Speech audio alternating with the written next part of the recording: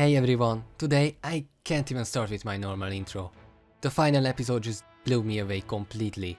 One of the best episodes I've seen all time. I never cried in my life while watching a shonen, but this was just insane. I felt emotions that I never felt while watching an anime episode. The work that went just into this episode is insane. The haters can say whatever they want, I don't care. The writers, the whole studio, everyone who worked on it, poured their hearts into this, and I really appreciate it. The episode starts just as how it ended, but we get a bit of monologue about what Towa was thinking while Zero broke the Tenseiga. She understood how Zero felt since she experienced it herself in the modern era. She was a complete outcast there. It's just not where she meant to be. Zero had enough of this. She thought that Kirimaru would kill the girls, but she just can't wait anymore. She has to do it herself. She wants Riku to collect all the rainbow pearls for her, but even Riku doesn't feel confident about that. He tried to stop her and question her decision, but he got interrupted by Kirinmaru. Just as we already seen, the girls obviously thought that he is there to attack them and Sesshomaru, which is not completely wrong. Kirinmaru just stands there in between Sesshomaru and Zero, while even Kirara knows that it's not a good decision to be there, so she picks up the girls. After the opening, Zero collects the rainbow pearls and she doesn't want Kirinmaru to stop her. Kirimaru doesn't really care about what she says. He's there to apologize about what Zero did, about that she broke his Tenseiga. This is the first time that Kirimaru isn't calm. He just screams at Zero that she have gone too far. Even Riku doesn't expect that. A little fun fact by the way, this is the first time that we've seen Kirimaru and Riku at the same place since he helped him out 14 years ago. Sesshomaru says that his apology isn't necessary. He had no attachments to Tenseiga, and it's enough as long as he has Bakusaiga. While Zero still tries to use Rin as a shield, Sesshomaru seems to care less and less. She's a danger for both his wife and his daughters. I'm pretty sure Sesshomaru has some sort of plan. No matter what, he would not let Rin die. While they argue, we can see Rin who is once again fell asleep, but no matter what barrier is there to keep her asleep, her emotions are stronger than anything else. She's crying. She knows that something bad will happen. Jacken is still there so he can see it with his own eyes. While Jacken rushes out to go to the battlefield, even Sesshomaru knows that this only makes Rin sad. He just doesn't care anymore and attacks. We can see it on Kirimaru's eye that he doesn't really expected him to go out and attack, but he was able to stop Sesshomaru before he would attack Zero. Kirimaru questions him about why didn't he chase after Akuru's pinwheel, and that he should retract out of respect for that. Now we don't know much about this pinwheel and about the Windmill of Time, but my theory about it is that it moves once a demon dies. It's a clock that keeps in check that how many demons is still alive. Once it gets to a certain number or a certain angle, all the demons will go extinct. Kirimaru says that Sesshomaru should retract, cause he doesn't want anyone else to die. He doesn't want the windmill to move again. Sesshomaru refused and Kirimaru knows that he's not joking. He warns Zero that he is serious, that she can't use Rin as a shield anymore. Zero just keeps talking and even Kirimaru had enough of that. I'm convinced that there are not a single person out there that can't listen to her for more than 5 minutes. Kirimaru gets mad, takes away all her rainbow pearls and spreads it around all over the place. Well, one more task for next season. I'm pretty sure one of the main plot points of it will be to collect them and destroy them. Zero wants to sever ties with Kirimaru, while she just connects her weapon to another planet. I mean, I don't know what else she could connect it to. She warns Kirimaru that no matter what, she will always be able to find the rainbow pearls. Kirimaru couldn't really say anything. He obviously didn't want to cut ties with her. It's pretty obvious since he completely let his guard down, which resulted in Riku stabbing him in the back. Interestingly, Kirimaru only asks now if he betrays him. I found it a bit weird since Kirimaru can see whatever Riku does. It should be pretty obvious that he's against him, unless Kirimaru knows something that we don't.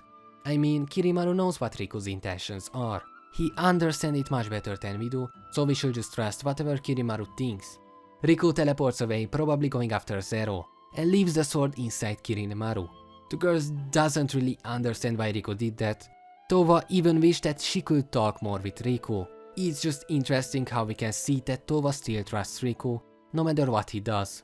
Kirimaru questions if Sesshomaru will go after her, and he does, but just before that he questions what he should do with the girls, and Sesshomaru gives the dumbest answer that he could. I swear to God, if I hear "It's a Right of Courage" and cover this again, I will hit Sesshomaru. Whenever he's just too lazy to explain what he wants, he just says this. It doesn't make any sense. Holy fuck, wait, I break my table. Of course, he flies away. while Kirimaru challenges the girls to a fight, since their word comes from survival. He says that if they would withdraw, he would have let them escape, but how they could even expect that when he just attacked them a few episodes ago. He throws away his mask, which I still think is there to seal his demon energy, which I think should be right, since he says that he won't hold back just at the same moment. And this is where everything starts. 40 minutes of insanely high quality animation with non-stop fights and transformations. They all attack, but they deal more damage to each other than to Kirinmaru. We can see a new kind of attack from him which can seal away the attack of the enemy and return it to them. Interestingly, Moroha used her new move, the Crimson Backlash Wave, which sent it back once again, increasing its power for the third time. Kirimaru was able to destroy it pretty easily by using the Blasting Barrage, which is a similar attack to Inuyasha's Adamant Barrage. Moroha almost gets hit by it, but Setsuna was able to help her. Talking about Setsuna, her Blood Blade activates and it kind of goes inside her weapon, increasing its power. Kirimaru admits that if they wouldn't depend on the pearls, their powers would manifest properly. I guess he's talking about the Blood Blade, which is still pretty weak according to what Sesshomaru said. Moroha uses her Heavenly Arrow Barrage but gets sent away pretty quickly. For a while, this is the last time we will see her, but she's not out of the fight at all. While Kirimaru attacks them, Totosai is already on his way with Momo to the battleground. Somehow Jaken gets there and says that Rin was crying, and they should hurry to the battleground. Totosai says that he's going there but he doesn't think they will make it in time. He says that he's talking about the birth of the Heavenly Sword, Yukari no Tachikiri, which we won't see at all in the rest of the episode, so I'm not quite sure what he was talking about.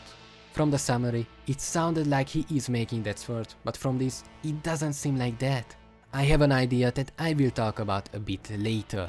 Back to the fight, Kirimaru is wondering why Towa is so weak while he sends Setsuna away without any effort. Her power increases and Kirimaru realizes that Setsuna has to be in danger for that to happen. One interesting thing about this is that he points out that Riko witnessed this, confirming my theory from last episode that he can see what Osamu Kirin and Riko is doing and vice versa. Now I'm wondering if Riko can see what Osamu Kirin is doing, and obviously vice versa. Kirimaru, realizing that he has to attack Setsuna for Towa to get stronger, he goes for it but lets his guard down, which results in him getting cut once again at the same spot. Towa's power increases and Kirimaru doesn't feel as comfortable as before. It's probably nowhere enough to kill him, but it still deals him huge damage. He knows that if he doesn't do something, he will die. As soon as he spots Setsuna, he blasts Towa away but doesn't have quite enough time to put a barrier strong enough up, which results in Setsuna's Blood Blade breaking through it, leaving another cut on his face. Out of pure anger, Kirimaru's demon energy increases insanely and cuts all the way through Setsuna, taking her life away and bringing my tears out once again. Towa breaks down why Setsuna doesn't even really know what's happening. For the first time, she says that she is just getting a little sleepy. For the first time, she calls Towa her sister. Setsuna closes her eyes and the dream butterfly disappears, letting Setsuna sleep for the first and the last time. While Towa just screams out of sadness, Kirimaru is back to his calm himself, saying that if they had the Tenseiga, they would have been able to bring back Setsuna to life. Moroha returns to the battle, activating Beniyasha once again, but it's not like before. She is completely in control with it. We can't forget that this is the place where Toga died. She's not just completely in control, but she's as strong as Toga.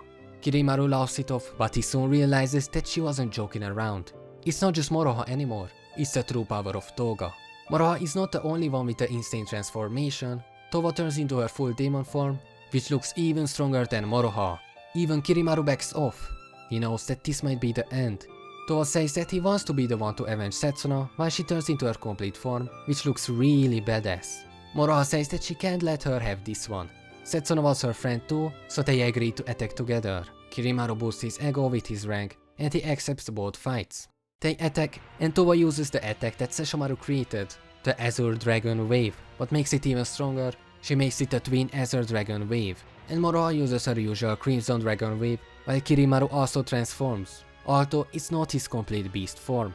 He puts up 2 barriers, but he can't absorb those attacks. He can't push it away, which results in the wall place blowing up, creating a huge hole, which is what we've seen in the preview.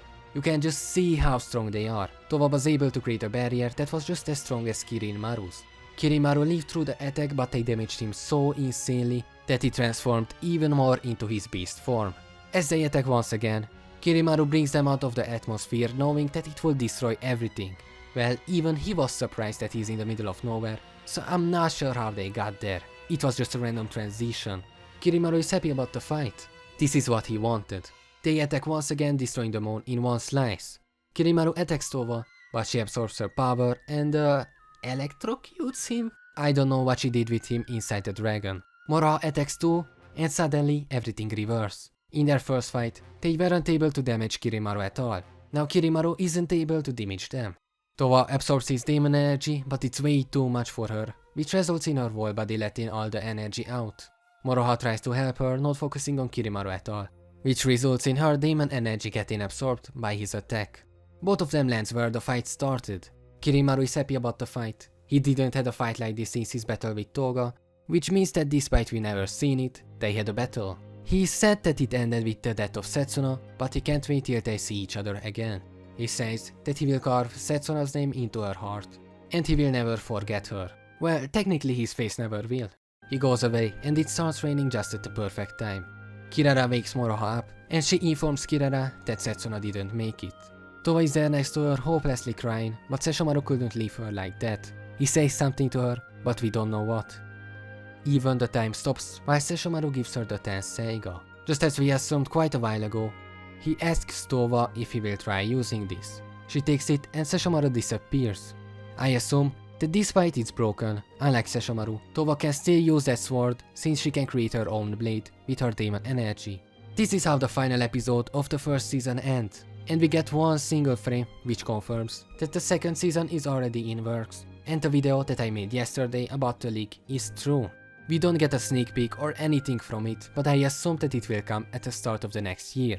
What an insane episode this was. I have to watch it 3 times usually, and this is the first time that I enjoyed it just as much as the first time. I only started covering this anime by a total accident. I never thought that I would have time for it since it's on the weekends. The only reason I covered it was cause I was bored. I don't regret my decision, that over 150,000 unique people stopped by and clicked on one of the Yashahime related videos. If you wouldn't watch it, I would never do something like this. I'm thankful for everyone who was here through these 24 weeks, and I hope that we will see each other again. If you got this far, all I'm asking for is a comment saying thank you Sunrise. They deserve it, and on that note, goodbye everyone, and see you soon.